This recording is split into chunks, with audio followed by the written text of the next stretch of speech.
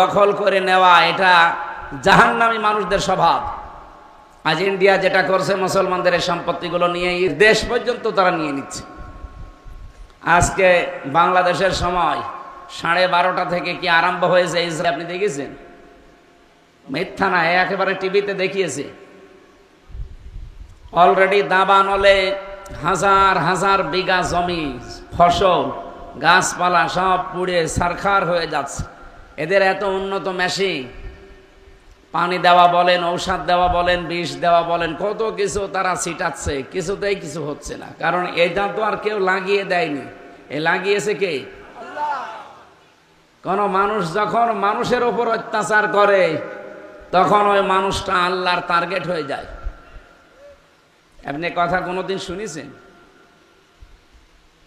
ইন্নামাস সাবিলু আলাল্লাযিনা ইয়াজলিমুনান নাস, সূরা সূরা 13 নাম্বার কি 25 নাম্বার পারা 42 নাম্বার আয়াত, এটা 6 নাম্বার পৃষ্ঠার 13 নাম্বার লাইনে আছে, প্রথম অংশে পাবেন। আল্লাহ পাক বলেন ইন্নামাস সাবিলু আলাল্লাযিনা ইয়াজলিমুনান নাস, অবশ্যই আমি আল্লাহ মামলা দেব, কেস দেব, অভিযোগ দায়ের করব তাদের বিরুদ্ধে যারা মানুষ হয়ে মানুষের উপরে জুলুম করে। যেটা করছে মানুষ হয়ে মানুষের উপরে জুলুম করছে, অথচ 1940 সালে তাদেরকে আমাদের এই যে রোহিঙ্গারা এরকম ভাবে তারা থাকতে দিয়েছিল যে থাকেন, পৃথিবীর কেউ যখন আপনাদের জায়গা দেয় না অন্তত এখানে থাকেন। অথচ এই কয়েক বছরের ব্যবধানে তারা এখন তাদের দেশ থেকে এদের তাড়িয়ে দিচ্ছে। 2 নম্বরে আমাদের এই যে প্রতিবেশী রাষ্ট্র ভারতেও কত মানুষকে তাদের বাড়ি ঘর থেকে পর্যন্ত শুধু মুসলমান হওয়ার কারণে তাড়িয়ে দিচ্ছে, দখল করে নিচ্ছে। দখলবাজদের জন্য শাস্তি আমরা এই হাদিসে 2টা পেয়েছি। 1 নম্বরে সেই দিন থেকে সে নবীর উম্মতের বাইরে চলে যায়, হয়তো সে ইহুদি হবে, নাই খ্রিস্টান হবে, নাই বৌদ্ধ হবে, নাই অন্যান্য পৃথিবীর যে 4500 ধর্ম আছে সেই ধর্মের অনুসারী, ও আর মুসলমান থাকবে না।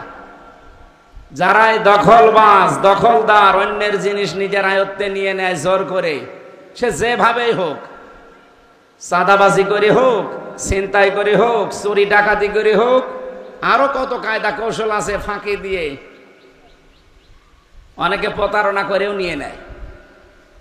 একজনের জমি হয়তো সে ভালো বোঝে না, ওরে কি 8-60 বুঝিয়ে বলে যে এখানে সই করে দাও, অসুবিধা নেই, সই করে দেখা যাচ্ছে তার জমিটাও নিয়ে নিল।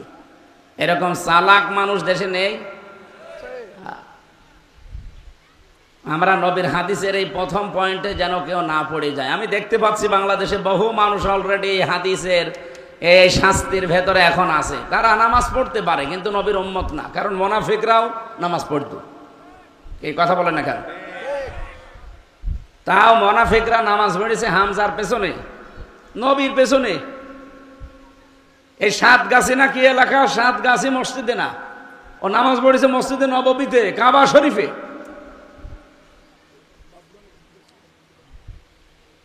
এত বড় দামি জায়গায় এত বড় দামি মানুষের পেছনে নামাজ পড়ে সে যদি মুনাফিক হয়, তার ঈমান না থাকে, সে যদি উম্মতের ভেতরে আর না থাকে, তাহলে যে হাদিস বললাম এটা যদি কারো সাথে মিলে যায়, এই 7 গাছি না, আপনি কাবা শরীফে বসবাস করলেও নবীর উম্মতের বাইরে চলে গেছেন। আল্লাহ আমাদের হেফাজত করুন, আমিন। 2 নম্বরে ওয়ালিয়াতাবাওয়া মাকআদাহু মিনান নার, সে যেন জাহান্নামে নিজের স্থান তৈরি করে নেয়। আর বলেন নাউজুবিল্লাহ। আল্লাহ আমাদের হেফাজত করুন। আমি যেহেতু কোরআন সবার জন্য এই কথা নিয়ে আরম্ভ করেছিলাম, সুতরাং এখানে শুধু মুসলমান না, যারাই আসবেন, মনে হয় চেয়ার নামিয়ে এমনি সবাই নিচে বসলে ভালো হতো, একটু বাতাস মাতাস লাগতো। পেছনে এটা টাঙিয়ে আপনারা ভুল করেছেন, এগুলো খুলে দিলেই ভালো হয়, একটু বাতাস আসুক, এমনি গরমের সময় তো। এগুলো খুলে দেন তো যদি পারেন, কমিটির যাতে আর আছেন এগুলো খুলে দিন। পেছনে মাঠ না,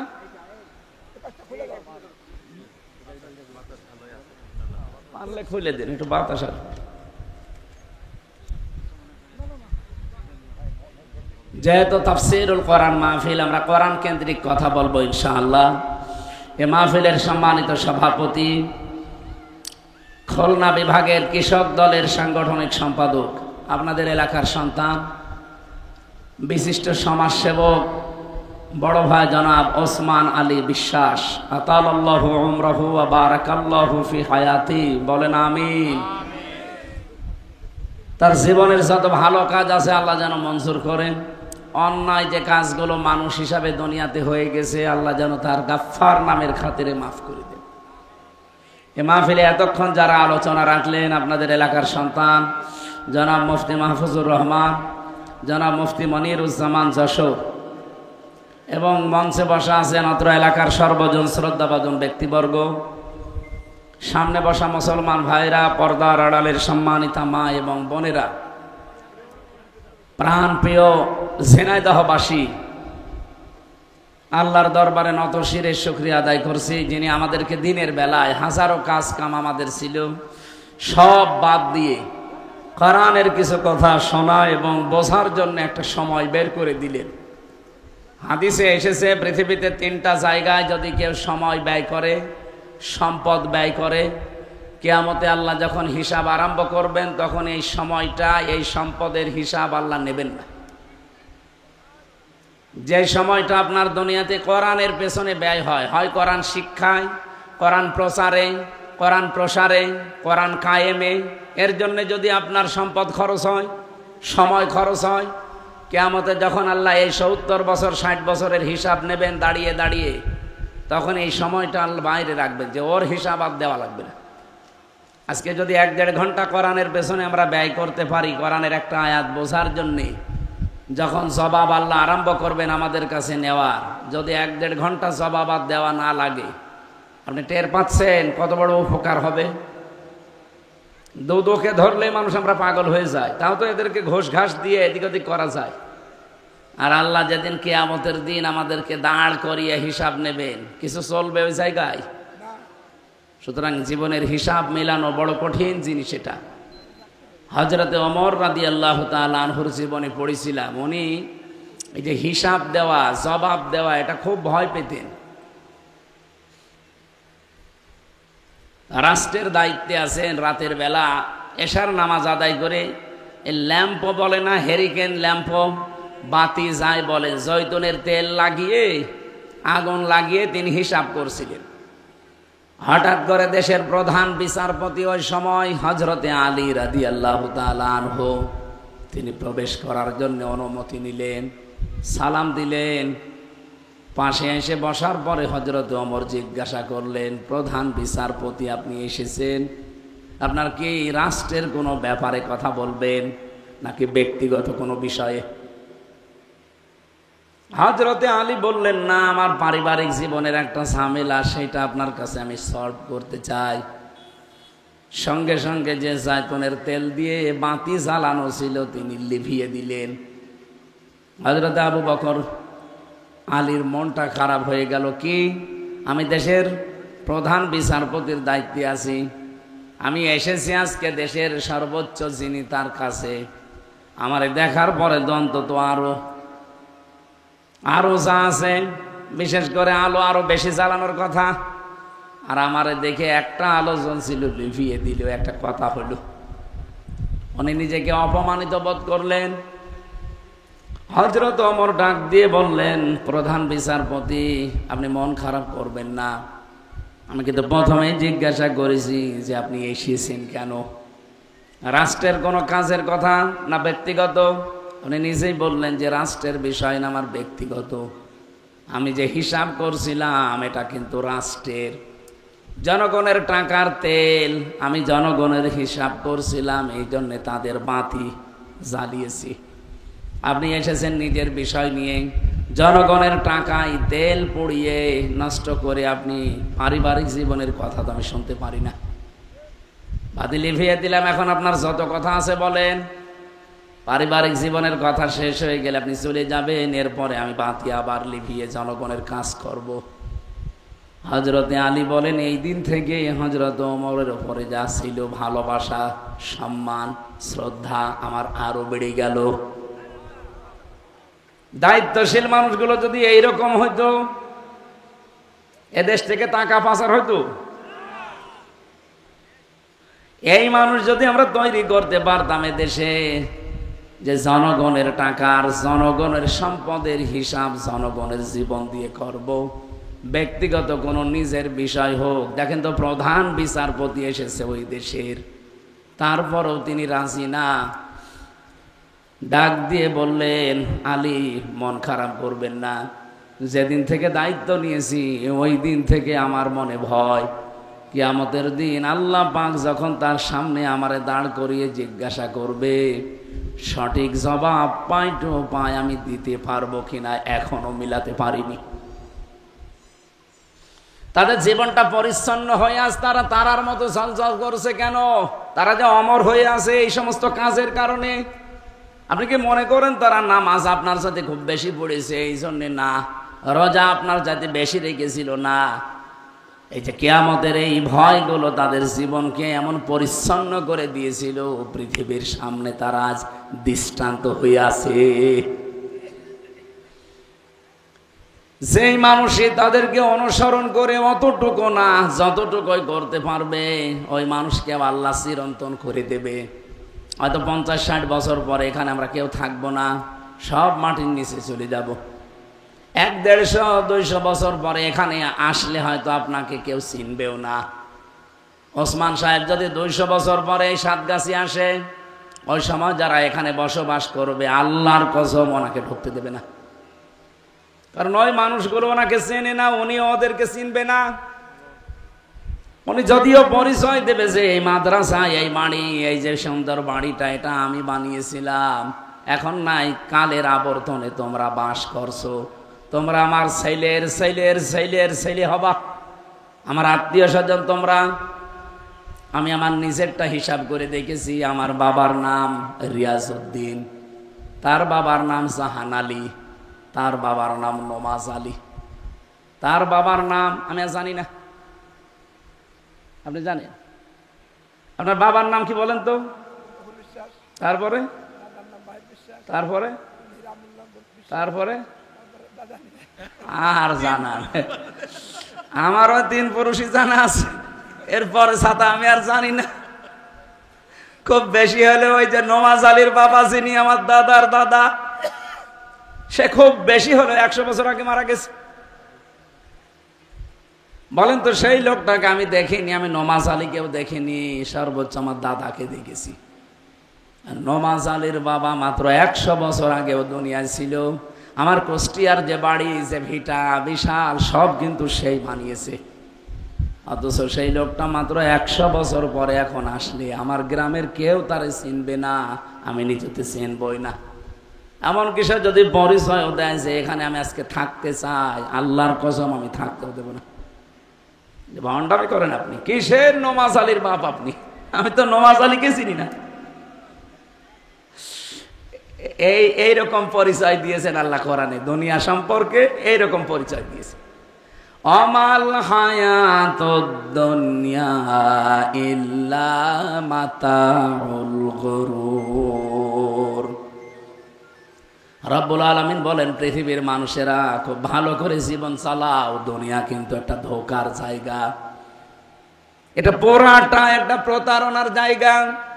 আর যে তোমাকে ভালোবাসে মনে করছো না ওর ভেতরে কোনো স্বার্থ আছে। আপনার মা বাবা আপনাকে ভালোবাসে এটা আমিও জানি, আপনার স্ত্রী আপনাকে ভালোবাসে এটা আমিও জানি, আল্লাহও জানে। কিন্তু সবগুলোকে আল্লাহ ধোঁকা বললেন কেন? মাঝে মাঝে আমার এই আয়াতটা নিয়ে মনে হয় যে আল্লাহ সবগুলোকেই ধোঁকা বলে দিলে মা বাবাও ধোঁকা নাকি? এত কষ্ট করে বউ আমার এত ভালোবাসে, ও ধোঁকা হয় কি করে? তো বাস্তবে আপনি নিয়ে জানতাম। এখন যদি শোনেন যে আমি মারা গেছি, খবরটা আপনি ম্যাডামের কাছে পৌঁছিয়ে দেন যে হামজা মরে গেছে, পাগল হয়ে যাবে কাঁদতে কাঁদতে।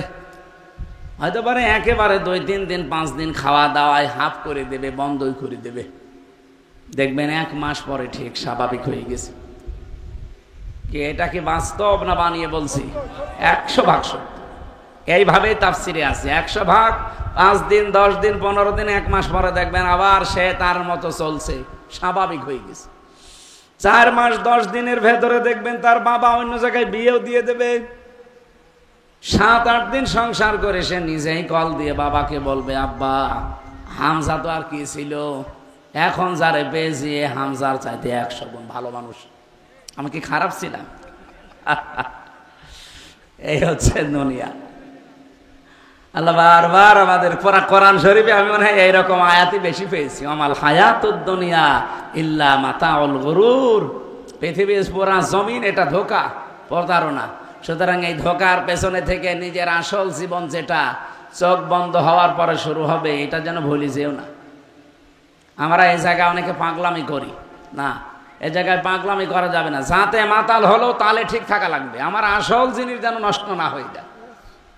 কথা আমি বোঝাতে পেরেছি? দুনিয়ায় জীবনে যেভাবে চলবে, আমার মায়ের সাথে আমি ভালো ব্যবহার করি কেন? কারণ আমার এই ব্যবহার দিয়ে আমার আখেরাত তৈরি হবে। এই ছেলে, এই কোথায় যাচ্ছে এখনই? হ্যাঁ, এদিকে তাকান। কত মেয়ের বাবা এখানে বসে আছে জানেন আপনি? হ্যাঁ, অনেকে ছেলে দেখতে এসেছে। এই যে একটা মেয়ের বাবা ছেলে দেখতে এসেছে, হয়তো আপনাকে দেখে পছন্দ হলে প্রস্তাবও দিতে পারে। আর আপনি যদি ওঠাউঠি করেন, বলবে হবে না, আমি আর নিচে নামলাম না। আপনি যদি 1-1.5 ঘন্টা বসে থাকতে না পারেন, আপনার বিয়ে দিলে বউ টেকবে? আর কি বলবো বলেন তো? ঠিক আছে ভাই, আর উঠবেন? বসো, কে উঠবেন না ভাই? আমরা কথা বলছিলাম, সামনে যে জীবনটা আছে এটা তৈরি করার জন্য আমি আমার মায়ের সাথে ভালো ব্যবহার করি। ওসমান সাহেব ওনার মায়ের সাথে ভালো ব্যবহার করবে এই নিয়তে। হ্যাঁ, চোখ বন্ধ হওয়ার পর ওনার মা আর নেই, ওনার মার লাইন আলাদা, ওনার লাইন আলাদা।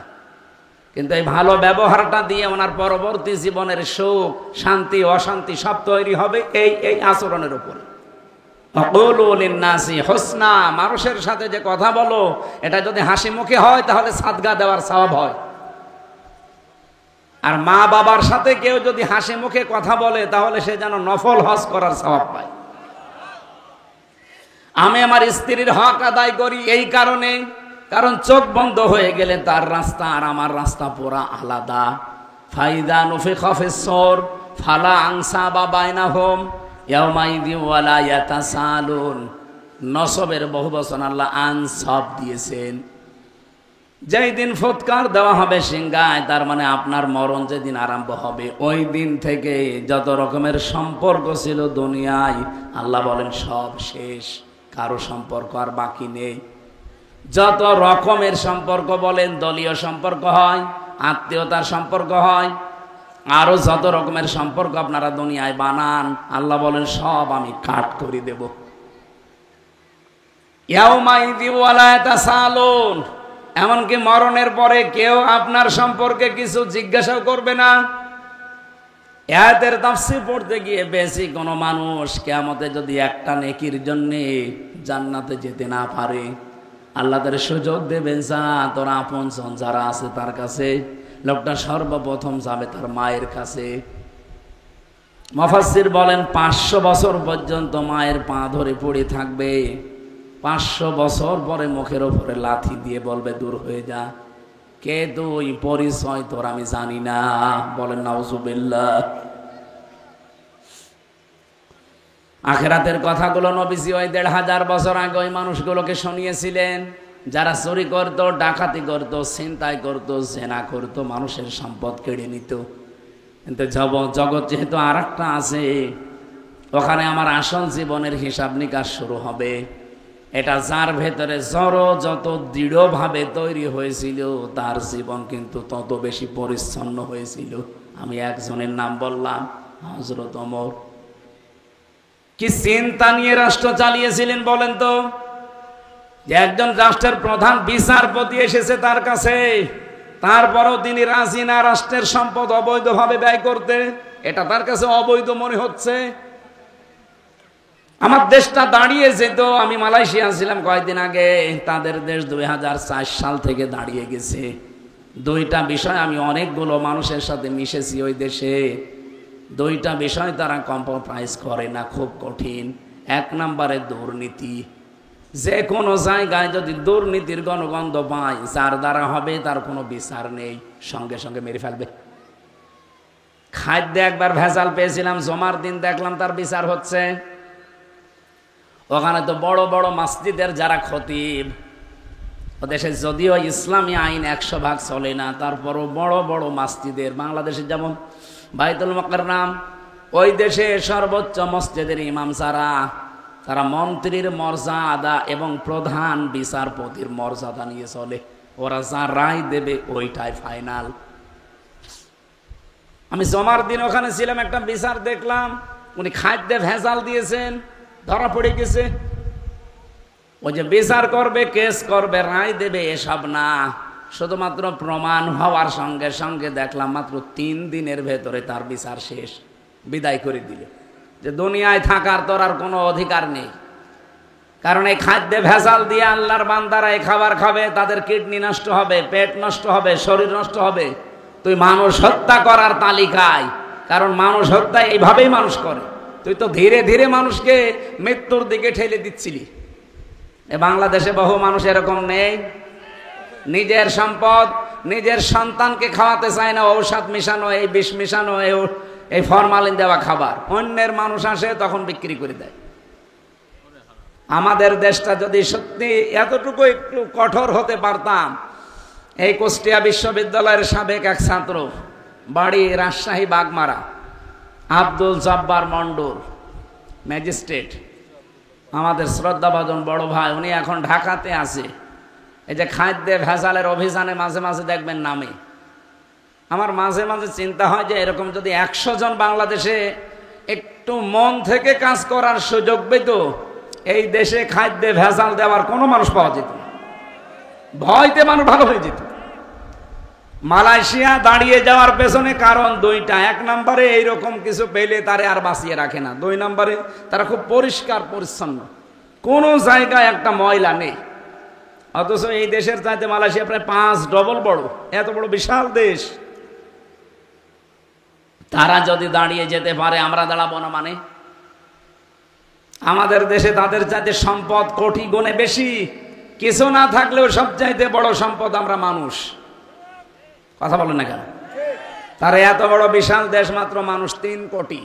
বাংলাদেশের চাইতে 5 ডবল বড়। মানুষ কত? 3 কোটি, তাও বাংলাদেশের 20 লাখ। না না না, 20 লাখ আছে ওখানে। বাংলাদেশের মানুষ মালয়েশিয়া 20 লাখ বাস করে। ভারত থেকে এসেছে প্রায় 50 লাখ, ওই থাইল্যান্ড থেকে এসেছে, ইন্দোনেশিয়া থেকে এসেছে, সব মিলে মনে হয় 1 কোটি হবে, আর ওদের দেশের মানুষ 2 কোটি। এত বড় বিশাল এলাকা নিয়ে তারা মাত্র 3 কোটি। আর আমাদের এতটুকু একটা দেশ, সম্পদ যাই আছে, বড় সম্পদ আমরা। 18 কোটি থেকে 20 কোটি। কত? 20 কোটি মানুষের তো কিছু না থাক 2টা করে হাত আছে না? বলেন বলেন। এই সম্পদগুলো চুরি করে বাইরে না পাঠালে, বাইরে যে কি আপনারা আরামে আছেন? সিঙ্গাপুরে যে হোটেলে উঠলাম, দেখি নিচে 2 জন বসে আছে। কি ভাই আপনি এখানে? হুজুর আমরা আগেই পালিয়েছি। আপনি পালালেন কেন? আপনার তো পালানোর কথা না। আপনার 620টা বাড়ি। ওই যে চট্টগ্রামের যে মন্ত্রী ছিল, ও সিঙ্গাপুরে আছে এখন পালিয়ে। বলছে আমি নিচে নামি না, এই দেশে আমার সেকেন্ড হোম আছে। মালয়েশিয়া আমার সাহেব পাড়া আছে, সাহেব পাড়া, কিন্তু থাকতে পারি না। বাংলাদেশের 20 লাখ মানুষ এই দেশে বাস করে, আমারে দেখলে ভর্তা বানিয়ে ফেলবে। এই জন্যে চুরি চুরি করে থাকি। আপনি যেন কাউকে কিছু বলবেন না, দোয়া করবেন। দোয়া আসে শয়তান। দেশের টাকা পাচার করে 120টা 620টা বাড়ি বানিয়েছে। আমার মনে হয় এই 9 মাস যদি থাকতো আরো 100 বাড়ি বানাইতো। আমরা তো মানুষ তৈরি করতে চাই ওই রকম, যে মানুষগুলো নিজের চিন্তা না করে জনগণের চিন্তা করবে। এই দেশটা আল্লাহর কসম দাঁড়িয়ে যাবে। আপনি শুধুমাত্র 5টা বছর একটু ওই সৎ মানুষ তৈরি করে একটু মানুষগুলোকে কোরআন দিয়ে চালানোর ব্যবস্থা করে। মালয়েশিয়া 100% ইসলাম নেই, 60% আছে। সৌদি আরবে 100% ইসলাম নেই, 70% আছে। 100% ইসলাম এই পৃথিবীতে শুধু একটা জায়গায় এখন আছে, আফগানিস্তানে। তারা একেবারে সরাসরি 500 আয়াত আছে কোরআনের, শরীয়তের বিধান পুঙ্খানুপুঙ্খানু আদায় করে। আমি যেটা আপনাদেরকে এখান থেকে শিক্ষা নিয়ে দিতে চাই, কোরআনে কারীম আল্লাহ রাব্বুল আলামিন যে উদ্দেশ্যে দিয়েছেন, আমাদেরকে যেটা বোঝাতে চেয়েছেন বারবার, আমাদের জীবন পরিচ্ছন্ন হওয়ার জন্য আখিরাতের এই চিন্তা ছাড়া সম্ভব না। এই জন্য যত বেশি বৃদ্ধি হবে আমাদের ভেতরে বদ্ধমূল হবে এবং বৃদ্ধি হবে, তত বেশি আপনি দুনিয়ার জীবন সম্পর্কে ভালোভাবে টের পাবেন যে আসলে এটা আল্লাহর ভাষায় মাতাউল গুরুর, এটা প্রতারণা, ধোঁকাবাজি, খেল তামাশা ছাড়া কিচ্ছু না। কোরআনে কারিম আমরা শুনতে আসলাম, এখানে আয়াতের শেষে দুইটা বিষয় পেয়েছি। আল্লাহ রাব্বুল আলামিন বলেন হাদা বায়ানুল লিন্নাস, এই যে বর্ণনা, বক্তব্য, বায়ান, এটা কাদের জন্য আমি দিয়েছি জানো? লিন্নাস, মানুষের জন্যে। কোন মানুষ? এই লাম শব্দটা আরবি গ্রামার অনুযায়ী প্রায় 13টা অর্থে ব্যবহার হয়। এখানে যে অর্থ এসেছে লাম ব্যবহার করার জন্যে, সেটা জীবিত মানুষদের জন্যে। কোরআন আল্লাহ নাজিল করেছেন, বর্ণনা দিয়েছেন, বক্তব্য এর ভেতরে আছে। এ কি মরা মানুষদের জন্যে না জীবিত? আমরা কি মরা না জীবিত? তাহলে আমাদের জন্যই বর্ণনা। দুইটা বিষয় দিয়ে আল্লাহ কোরআন সাজিয়েছেন অবদান। 1 নম্বরে এর ভেতরে পথ নির্দেশিকা আছে, 2 নম্বরে মাউইজাতুন, এর ভেতরে প্রেসক্রিপশন আছে, উপদেশ আছে। ডাক্তারের কাছে প্রেসক্রিপশন নিতে গেলেই দেখবেন আপনাকে পরীক্ষা করার পর উনি যা লিখবে, প্রায় 4টা বিষয় ওই প্রেসক্রিপশনের ভেতরে আমি পেয়েছি। 1 নম্বরে ডাক্তারের নাম লেখা থাকে, এরপরে আপনার নাম লিখবে, আপনার বয়স লিখবে, 3 নম্বরে ঔষধগুলোর নাম লিখবে, 4 নম্বরের পাশাপাশি ঔষধের ডোজ লিখবে। কি কোনোদিন পড়েননি প্রেসক্রিপশন? কোরআনে কারিমে পুরোটা আল্লাহ এভাবে সাজিয়ে দিয়েছেন প্রেসক্রিপশনের মতো করে। এটা সবার জন্য আল্লাহ বলেন প্রেসক্রিপশন হবে না, উপদেশ হবে না, পথও দেখাবে না সবাইকে। ওয়াহুদা ওয়া মাউইজাতুল লিল মুত্তাকিন, পৃথিবীতে যারা ভদ্রলোক, মুত্তাকি শব্দের শাব্দিক অর্থ হচ্ছে ভদ্রলোক।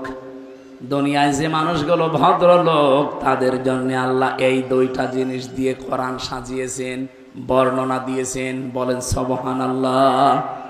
তাহলে আমরা যদি সত্যি আজকে ভদ্রলোক হতে পারি কোরআনের ভাষায়, তাহলে আমাদের জন্য এখানে উপদেশ আছে, আমাদের জন্য এর ভেতরে অবশ্যই পথ নির্দেশিকা, কিভাবে পথ চলা লাগবে সেই নির্দেশগুলো আছে। একটা হাদিস পড়ছিলাম না প্রথমে, হযরতে আবু যর রাদিয়াল্লাহু তাআলা আনহু থেকে বর্ণিত। বিশ্বনবী জানিয়েছেন, আমি একবার দীর্ঘ একটা হাদিস বর্ণনা করছিলাম হযরতে আবু যর রাদিয়াল্লাহু তাআলা আনহুর কাছে। তিনি বলেন, আমি প্রায় 83 কিলোমিটার দূর থেকে নবীর কাছে এসেছিলাম। ডাক দিয়ে বললাম, হে রাসূল, সবসময় তো আসতে পারি না, পাহাড়ি এলাকার পথ মাড়িয়ে আসা বড় কঠিন। আপনি আমাকে এমন এমন কিছু কথা বলেন যেগুলো আমার এলাকায় গিয়ে আমি মানতে পারলে আমি যেন জান্নাতি হতে পারি। বিশ্বনবী এই 7টা কথা তাকে বলেছিলেন। বলেন তো শৈলকুপার মানুষেরা, এই যে 7টা উপদেশ, এটা কি শুধুমাত্র আবু যরের জন্যে? আমাদের জন্য ওই 7টা উপদেশ আছে। কিয়ামত পর্যন্ত যারা আসবে আমাদের পরে, তারাও এই 7টা মানলে তারাও জান্নাতি। নবীজি বললেন, 1 নম্বরে তাকে আমি উপদেশ দিয়েছিলাম, ওসিকা বিতাকওয়াল্লাহ, যেখানেই থাকবা তাকওয়া অর্জন করে মুত্তাকি হবা। এই যে কোরআন উপদেশ, কোরআন পথ নির্দেশিকা কাদের জন্যে? মুত্তাকিদের। বলেন বলেন। প্রশ্ন আসতে পারে, আমরা কি মুত্তাকি না? বাংলাদেশে মুত্তাকি তাকওয়ার শ্রেণী বিন্যাস করা হয় পোশাক দেখে। যাদের পোশাক যত বড় বড় হয় মনে করি এ তত বড় বুজুর্গ না। পোশাক আর দাড়ি দিয়ে আমরা বিচার করি, আসলে তাকওয়াটা মানুষের অন্তরের বিষয়। পোশাক আশাক এগুলো তো লাগবে, এগুলো বাহ্যিক, কিন্তু সবচাইতে বড় বিষয় তাকওয়া থাকে অন্তরে।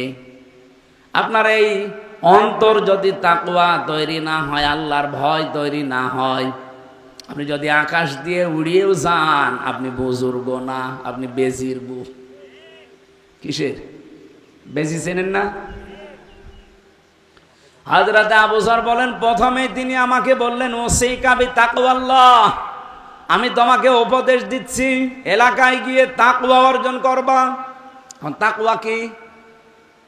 আমি যে বাহ্যিক কিছু দৃষ্টি বললাম যে জুব্বা আমার মতো গায়ে দিয়ে, পাগড়ি একটা মাথায় দিয়ে, সুন্দর টুপি মাথায় দিয়ে হয়ে গেল তাকওয়া, বিশাল বুজুর্গ মানুষ, আল্লাহর ভালো মানুষ না।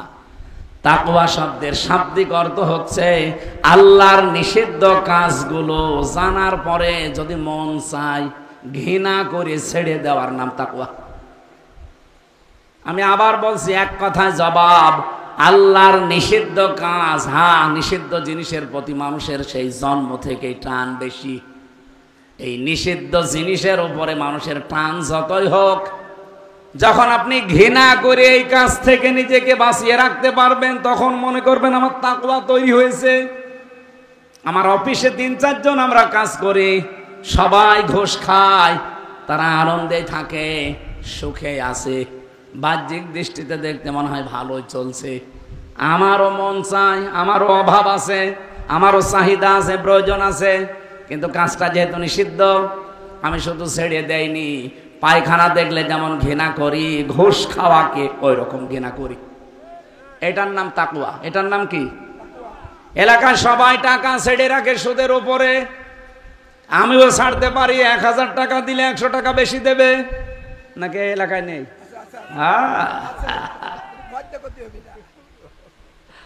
যারা এই কাজ করে আমি জানি এখানে তারা এখনো বসে আছে, ওয়াজ শুনে যে সুদের টাকা তুলবে। অবশ্য ঠিক, ওয়াজ শুনতে এসেছে, এটা শেষ করে যে যে টাকা ছেড়ে রেখেছিল ১০০ টাকা, ১,০০০ টাকায় ১০০ টাকা বেশি পাবে, ওই টাকা এখন সে তুলবে। এরকম মুসল্লি নেই? কুষ্টিয়ায় যখন আমি ওই যে লালনের মাজারের পাশে নামাজ পড়াতাম, জুমার নামাজ, লালনের মাজার বলতে ওই যে আসল মাজার না, একতারা মোড়ে আসরের নামাজ পড়ে এক মুরব্বীকে দেখি বসে বসে তসবিহ টিপছে। আর সবাই তো বের হয়ে চলে গেল, আপনি বলছেন আমিও যাব। ঠিক আছে আপনি আসেন, আমি গেলাম। আমি যে দোকানে বসে আছি এনএস রোডে, দেখি ওই লোক আমার যে দোকানে আমি বসি ওই দোকানে যাই, যে বসে আছে কথা বলে না। কি গো, একে আমার পেছনে লেগেছে। আমি যখন আর এক দোকানে গিয়ে ওনারে চলে যাওয়ার পরে জিজ্ঞাসা করছি, এ লোক সব সময় খালি পেছনে দাঁড়িয়ে আছে? হুজুর না, ওই যে এখানে যতগুলো দোকানদার দেখতে পাচ্ছেন, প্রায় দোকানে ওর টাকা ছাড়া আছে। ওই ১ মাস পরে পরে আসরের নামাজ পড়ে এই দিন ও টাকা তুলে বেড়ায়। কিসের টাকা? সুদের। কি করে আসলো?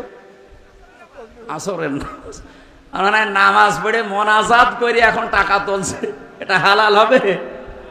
ও যত বড় জুব্বা গায়ে দিক আর আসরের নামাজ 10-12 পড়ে, ওর ভেতরে তাকওয়া আছে? হ্যাঁ কথা বলে না, নেই। এই জন্য আল্লাহর নিষিদ্ধ যে কাজ, আপনি না খেয়ে মরে যান দরকার, তারপরও মরণের পরে অন্তত বানানো জান্নাত পাওয়ার একটা আশা আছে। কিন্তু জেনে শুনে যদি আপনি এই সুদের টাকা নিয়ে আরামে খেয়ে যান, ওটা তো আরামে খাচ্ছেন না। সুদের টাকা খাওয়ার মায়ের সাথে জেনা করা একই কথা। অথচ যে ওসমান ভাই বলছে এলাকায় নাকি এই গুনাহ চলছে। কারা করছেন হাত তোলেন তো দেখি। কই আপনি আন্দাজে বলেন, এরকম মানুষ এলাকায় থাকবে? যদি কেউ থাকেন ভাই, তাকওয়া অর্জন মানে শুধুমাত্র এই নামাজ পড়া রোজা রাখা না ভাই, খালি দাড়ি রাখা জুব্বা গায়ে দেওয়া না। তাকওয়া মানে আল্লাহর নিষিদ্ধ কাজ যেটা, হ্যাঁ মন আমার চাই, কিন্তু আমি আল্লাহর ভয়ে শুধু ছেড়ে দেব না। ছেড়ে দেওয়ার নাম খৌফ। ছেড়ে দেওয়ার নাম কি? খৌফ। আর নিষিদ্ধ কাজ ঘৃণা করে ছেড়ে দেওয়ার নাম হচ্ছে তাকওয়া। যারা পরকীয়া প্রেমে আসক্ত আছে এবং নিজের স্ত্রী বাদ দিয়ে অন্যের সাথে যাদের লাইন আছে, অনেকের লাইন আবার ভাবির সাথে। আপনি একটা কাজ করেন, একটা প্রতিবেশীর স্ত্রী, ভাবি এবং বিবাহিত মেয়ে যারা, তাদের সাথে যাদের লাইন আছে, ও সরাসরি জাহান্নামী। কারণ একটা অবিবাহিতা মেয়ের সাথে যদি লাইন ঘাট করে আপনি বিয়ে করে নিন, মাপ পেয়ে যাবেন। আর একজনের বউ আপনার রুচি নাই, কি করি? আপনি মানুষ। এলাকায় যদি এই গোনায় কেউ থাকেন, বিশেষ করে পরকীয়া প্রেমে আসক্ত থাকেন, যেহেতু নিষিদ্ধ কাজ এটা, এই মুহূর্তে তওবা করা লাগবে আর ওই নাম্বারগুলো ডিলিট করা লাগবে। কারা কারা এই কাজ ছেড়ে দেবেন হাত তোলেন তো। এই এলাকায় এসব চলছে না আলহামদুলিল্লাহ। আপনি ওয়াজ দিয়েছেন কেন? আপনি গান দেবেন, এটা তো সব আল্লাহর ওলি বসে আছে। যাকে এলাকায় তাকওয়াবান লোক ভালো আছে, কালকে একটু পেপারে দিয়ে দেবে যে শৈলকুপা থানার আশপাশে যারা আছে এদের জীবনে কোনো পরকীয়া প্রেম নেই, আপনারা পুরস্কার পাবেন। অনেক বড় জিনিস তো। এখন এই যে তাকওয়ার কথা বলছিলাম, এই সমস্ত আল্লাহর নিষিদ্ধ কাজ ঘৃণা করে ছেড়ে দিলে কি হবে? সাহাবী বললেন, হে নবী, এটার দ্বারা আমার কি উপকার হবে? ফাইন্নাহু আজিয়ানু লিআমরিকা কুল্লিহি। নবীজি বলেন, পৃথিবীর যত কাজ আছে আল্লাহ সব কাজ তোমার জন্য সৌন্দর্যমণ্ডিত করে দেবে। যে কাজে হাত দিবা কাজটা সুন্দর হয়ে যাবে তোমার জন্য, শুধু এই তাকওয়ার কারণে। সাহাবী ডাক দিয়ে বললেন, বলতো সেদিনই ইয়া রাসূলুল্লাহ, নবীজি আপনি আমাকে আরেকটু বলেন।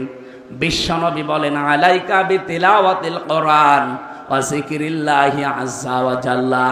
নিজের উপরে আবশ্যক করে নিবা, নিজের উপরে ফরজ করে নিবা, নিজের উপরে লিখিত করে নিবা যে দুনিয়ায় যতদিন বেঁচে আছি প্রতিদিন কম বেশি আমি কোরআন পড়ব।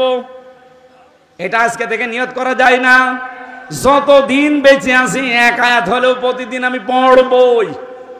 আর বুঝে শুনে পড়বেন, যেহেতু ইবনে কাসির তাফসীরটা বাংলায় সহজ এবং মারিফুল কোরআনও সহজ।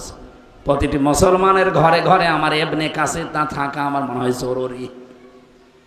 যেহেতু সাহাবী প্রশ্ন করেছেন সেদিনই, বলতো, হে নবী আপনি আমাকে আরেকটু বলেন তো কি করা যায়?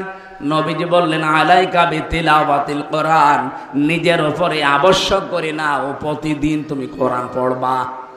2 নম্বরে যতটুকু সময় পাও আল্লাহর জিকিরে থাকবা।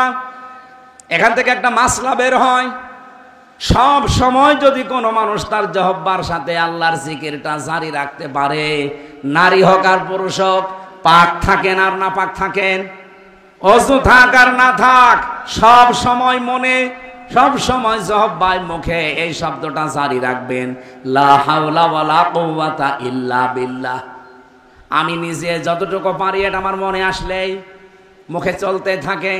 গাড়িতে বসে আছি, আসতেছি, চলে ফিরি, যা করি এই কথাটা মুখে লাগিয়ে রাখবেন। এটা হচ্ছে জান্নাতের খাজানা। বলেন সুবহানাল্লাহ। এই আমলটা নারী পুরুষ সবাই আজকে থেকে আরম্ভ করেন। লা হাওলা ওয়ালা কুওয়াতা ইল্লা বিল্লাহ।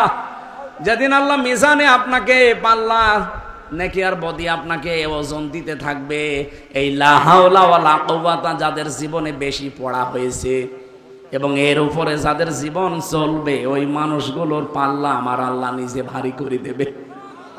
সব সময় মুখে এই শব্দটা রাখা দরকার আমাদের। আর একটা শব্দ আছে, আস্তাগফিরুল্লাহ। সব সময় পড়বেন, আপনার ওযু না থাকলেও অসুবিধা নেই, না পাক থাকলেও অসুবিধা নেই। আস্তাগফিরুল্লাহ, আস্তাগফিরুল্লাহ।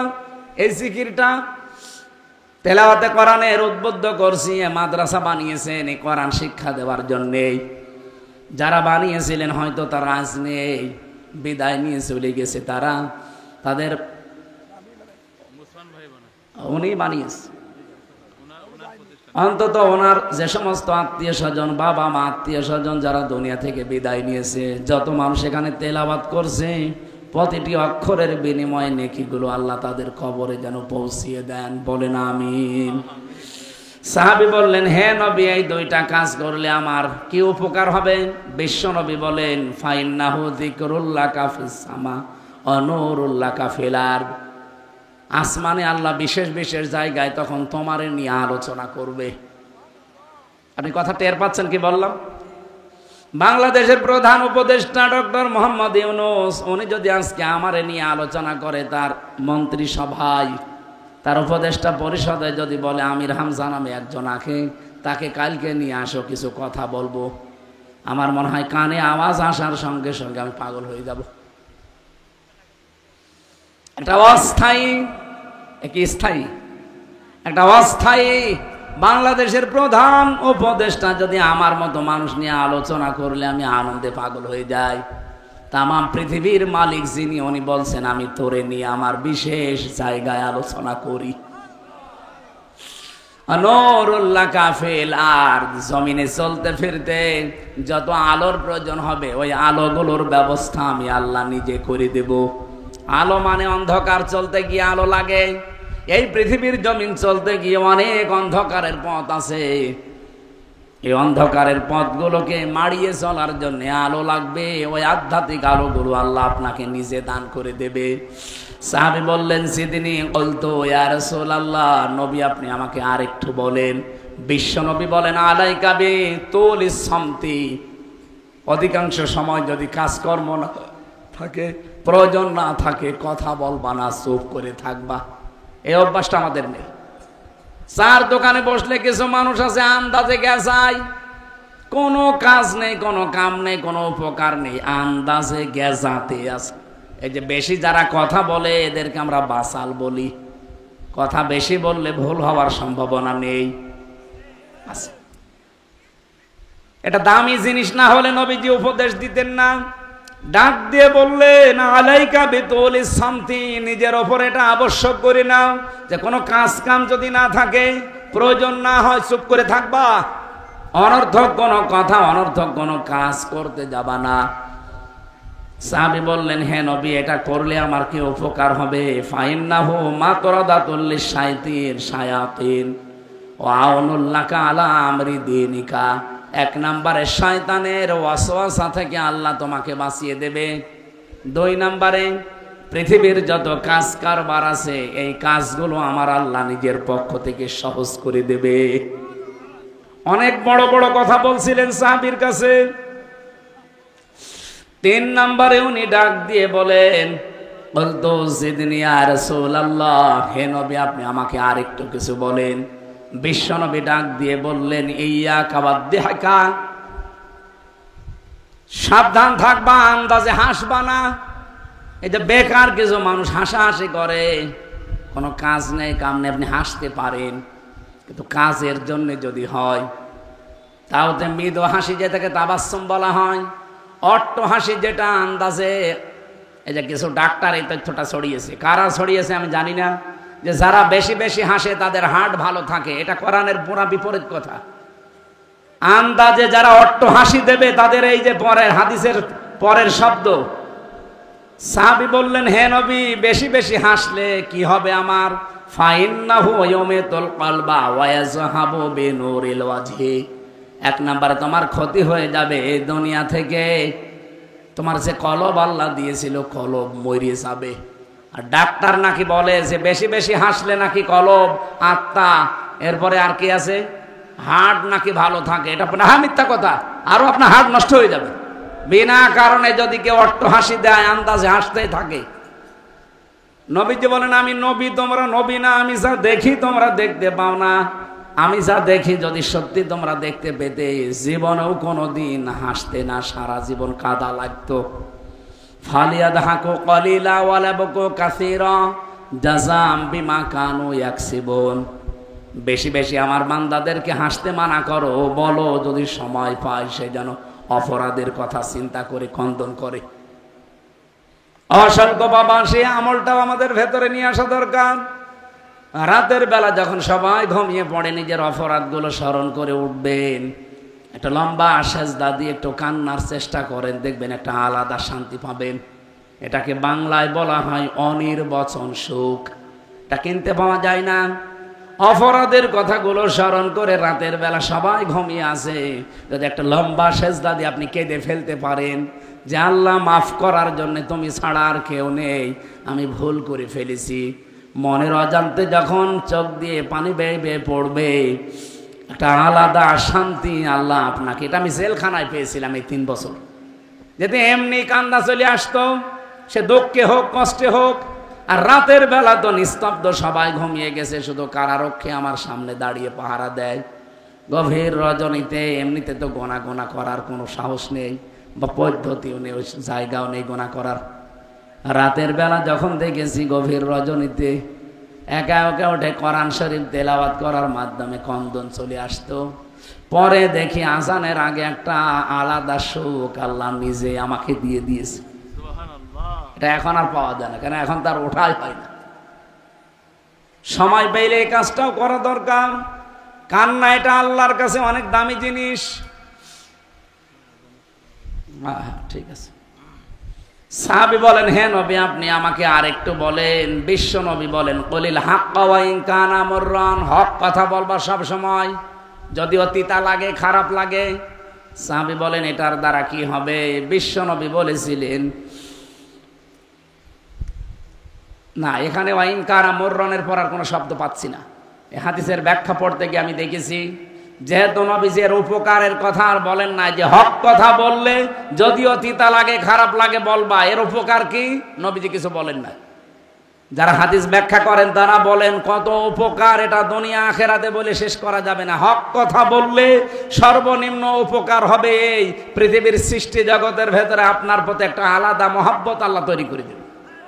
যারা হককে চেপে রাখে, সত্যকে গোপন করে রাখে, তাদের প্রতি আল্লাহ মহব্বত তৈরি করে না, তাদের প্রতি আরো ঘৃণা তৈরি করে দেয়। আপনি দেখেন এই বাংলাদেশে যারা হক সত্য জিনিস জানার পরও গোপন করে রেখেছিল, তাদের প্রতি শুধু মানুষ না, যত সৃষ্টি আছে সবাই তারা ঘৃণা করে। আমি নাম নিতে পারলাম না, আপনি দেখবেন এইটাই করে। সাহাবী বললেন, হে নবী আমাকে আরেকটু বলেন। নবীজি বলেন, লা তাখাফ ফিল্লাহি লাওমাতা লাইম, আল্লাহর দ্বীনের কাজ করতে গিয়ে, আল্লাহর পথে চলতে গিয়ে কোনো দার পরোয়া করবা না। সাহাবী শেষ পর্যন্ত বলেছিলেন, লিয়াহজুজকা আনিন নাস মা তাআলামু মিন নাফসিকা। হে নবী আপনি আমাকে শেষ কথা বলেন। নবীজি বলেন, অন্যের যখন বদনাম করতে তোমার মন চাইবে যে বদনাম করি, সঙ্গে সঙ্গে এই মনে করবা যে ওই দোষ তো আমারই আছে। কথা বুঝতেছেন? যখন অন্যের ব্যাপারে কথা বলতে তোমার মন চাবে, এই যে মেয়েরাই কাজ বেশি করে, এক জায়গায় বসলে শুধু অন্যের বদনাম গিবত। সাবধান, আপনি অন্যের কথা যখনই মনে আসবে যে একটু বলি, সব সময় মনের ভেতরে এই চিন্তাটা নিয়ে আসবেন যে এই দোষ তো আমারই আছে। আমি অন্যের এই কথাগুলো একজনকে শোনাচ্ছি, অথচ এই দোষ তো আমি নিজেই করি। এই 7টা বিষয় যদি নিজের ভেতরে বদ্ধমূল করে নিতে পারো, আমি নবী বললাম তুমি জান্নাতি। সাহাবী বলেন, হে নবী যে 7টা বিষয় বললেন, আমি কমাবো না বাড়াবো না, এতটুকুর উপরেই থাকতে চাই। আমরাও যদি সত্যি মাউইযাতুল লিল মুত্তাকিন, আল্লাহ আমাদেরকে পৃথিবীতে পথ নির্দেশিকা এবং প্রেসক্রিপশন দিয়ে যে কোরআন দিলেন সবার জন্য না, মুত্তাকি হবে যারা, ভদ্রলোক হবে যারা আল্লাহর ভাষায়, তাদের জন্য এই গাইডলাইনগুলো আল্লাহ দিয়েছেন। এখন থেকেই মেনে চলার তৌফিক কামনা করছি, বলেন আমিন। মেয়েদের জন্য আলাদা করে কিছু বলতে পারছি না, সময় নেই। আপনার স্বামীকে ছেলেকে আমার এই গাড়ির কাছে পাঠিয়ে দেবেন।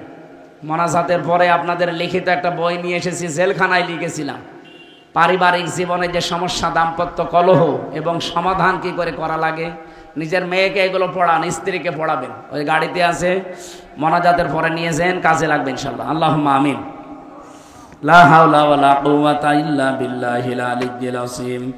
আল্লাহুম্মা গফিরলি ওয়ারহামনি ওয়াহদিনি ওয়াফিনি ওয়ারযুকনি ইয়া রাব্বাল আলামিন। লা ইলাহা ইল্লা আনতা সুবহানাকা ইন্নী কুনতু মিনাজ জালিমিন।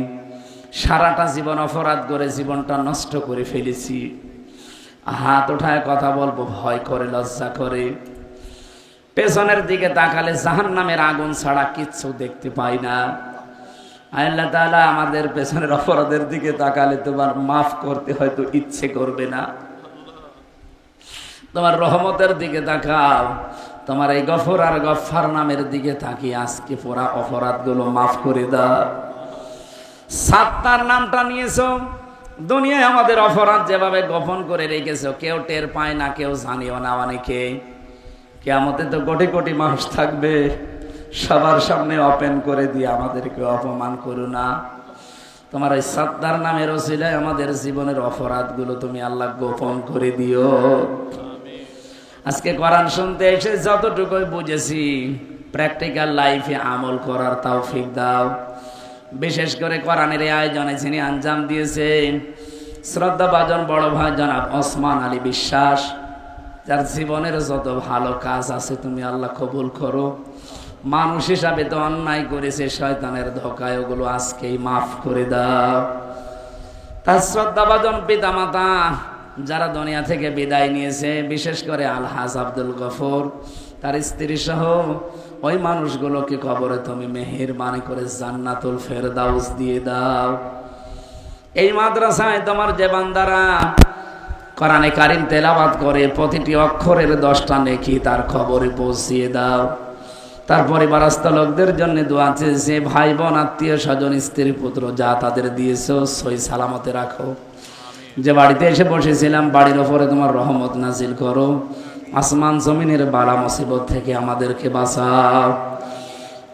সম্মানিত মা বোনদের জন্য আলাদা করে কিছু বলার সময় পেলাম না, তাদেরকে তুমি খাদিজাতুল কুবরার মতো বানিয়ে দাও। এই শালকোপা এলাকায় মাটির নিচে যত মানুষ ঘুমিয়ে গেল, আল্লাহ কবরগুলো জান্নাতুল ফেরদাউস বানাও। যত আলেম এখানে কথা বলেছে, মাহফুজ ভাই সহ, মনিরুজ্জামান ভাই সহ, আমার আরজান ভাই, ওহাব ভাই সহ যত পরিচিত মানুষেরা এলাকায় আসলে কোরআনে কালা রাসূলুল্লাহ সাল্লাল্লাহু আলাইহি ওয়াসাল্লাম ফাযাকারা বিতুলিহি আনকাল জিদনি কুলতু ইয়া রাসূলাল্লাহি আওসিনি قال رسول الله صلى الله عليه وسلم أوصيك بتقوى الله إلى آخر الحديث رواه ابن ماجه وما زادهم إلا إيمانا وتسليما اللهم صل على مولانا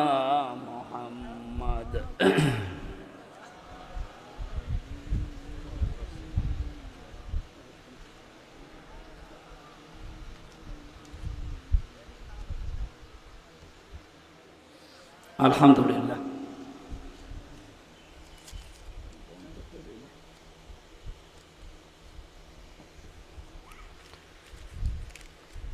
ঝিনাইদহ জেলার শৈলকুপা থানার অন্তর্গত সাতগাছি দারুল উলুম মাদ্রাসার উদ্যোগে এলাকাবাসী দল মত জাতি বর্ণ ধর্ম নির্বিশেষে সবার উদ্যোগে আয়োজিত তাফসীরুল কোরআন মাহফিল।